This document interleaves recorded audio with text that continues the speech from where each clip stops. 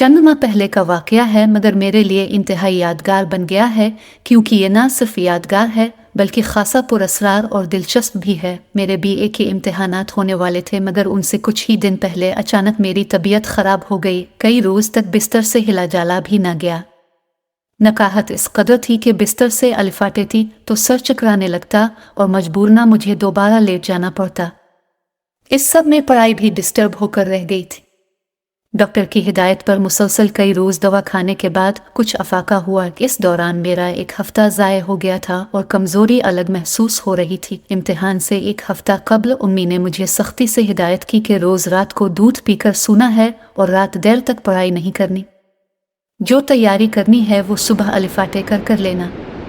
अम्मी रोज़ रात को दूध उबालने के बाद दूध वाली गड़वी मेरे कमरे में ही रख देती थी, ताकि ज़रा ठंडा होने पर मैं इसमें से एक गिलास निकाल कर पी लूँ और बाकी दूध फ्रिज में रख दूँ। चुनांचे में ऐसा ही करती। ये 2 रोज़ बाद की बात है।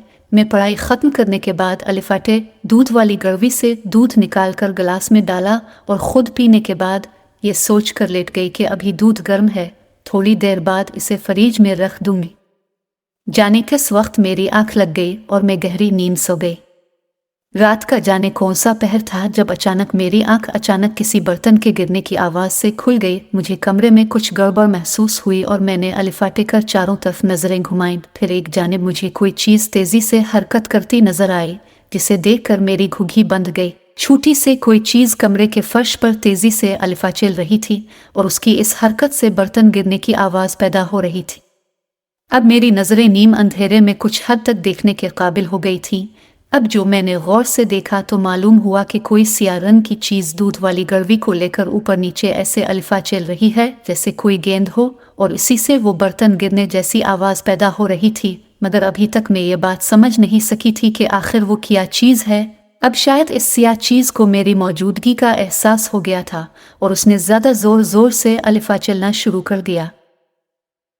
मैं अगरचे बहुत खौफज़दा थी, मगर ना तो चीख रही थी और ना ही कमरे से भागने की कोशिश ही की थी। फिर मैंने हिम्मत जमा की और अलिफाटे कर कमरे की लाइट जला दी। अब मंजर वाज़े था, सो मैंने गड़वी की तरफ बगौर देखा। इस दौरान मेरे कमरे से आवाज़ें सुनकर उम्मी और भाई भी आ गए। अब सबके सामने वही मंजर था जिसे मैं कई मिनट से देख रही थी।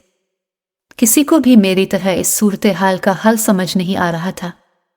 फिर कुदरत ने खुद ही इसका हल निकाल दिया। भागती हुई बली अचानक दीवार से टकराई और फिर उसने जोर से अपने सर को झटका दिया। तभी इसका सर गड़वी से निकल आया। कुछ देर के लिए ब्लूकटेटिक जैसे वो भी मंजर देखकर हैरान हुई हो, और फिर उसने हम सबको हैरान करते हुए कमरे में लगे कूलर की तरफ दौड़ लगा दी। मगर जल्दबाजी में वो कूलर के ऊपर लगे हार्डबोर्ड में अलिफा ले गई और इसे दोबारा वापस आना पड़ा।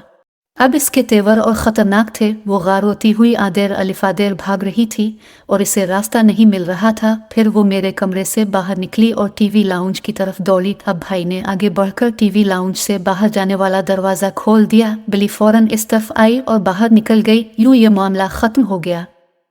अब इस बात पर गौर शुरू हुआ कि बली के साथ किया और कैसे हुआ। सबकी मुश्तरका तफ्तीश से ये बात सामने आई कि रात किसी वक्त बली कूलर के रास्ते से मेरे कमरे में आई थी और उसने दूध की खुशबू से मजबूर होकर गड़वी के अंदर पड़ा हुआ थोड़ा सा दूध पीने के लिए अपना मुंह अंदर तक घुसा दिया था। बस फिर इसके साथ वही हुआ जो ऊपर बयान कर चुकी हूँ।